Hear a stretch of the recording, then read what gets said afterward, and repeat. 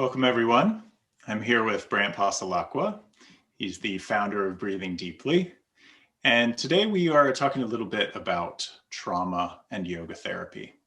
So the yoga industry has come a long way, as I'm sure we kind of all recognize in the last 5 to 10 years when it comes to trauma sensitivity trainings and using yoga as a means to recover from trauma.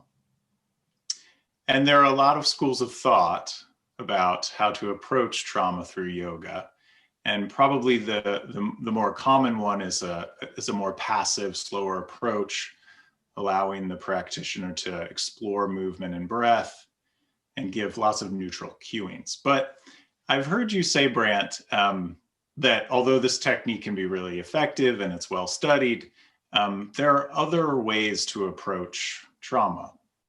You know, I like to kind of separate it in my head between like two approaches, even though there's an infinite amount. But like one approach is like this kind of trauma sensitive or informed yoga where you give a person, you know, sort of absolute freedom and you're very kind of easy with your instructions. And your goal is really to allow them to explore in a safe environment, movement, which can hopefully kind of allow their system to let go of some of the held trauma that's just in their body and not sort of bubbling up into the cognitive parts of their minds in the way they would want, so that they could work with it.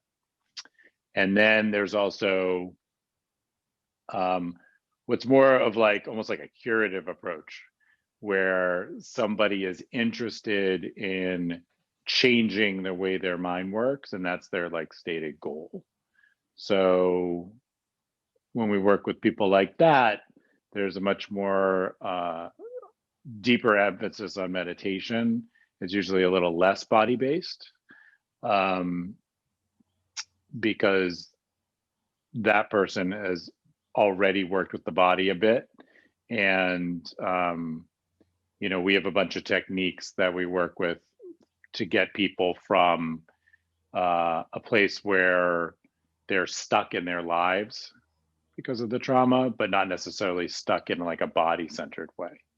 And most of those are meditation techniques and some other kind of contemplative techniques to do that. But it's interesting because I think the conversation is kind of like stopped at making sure everybody that has suffered traumatic experiences is okay, which is a very important conversation, but that's not the same as how do we get somebody to live a different life than, you know, sort of living the life with their trauma. Like that's not exactly how I look at it after working with people for a long time.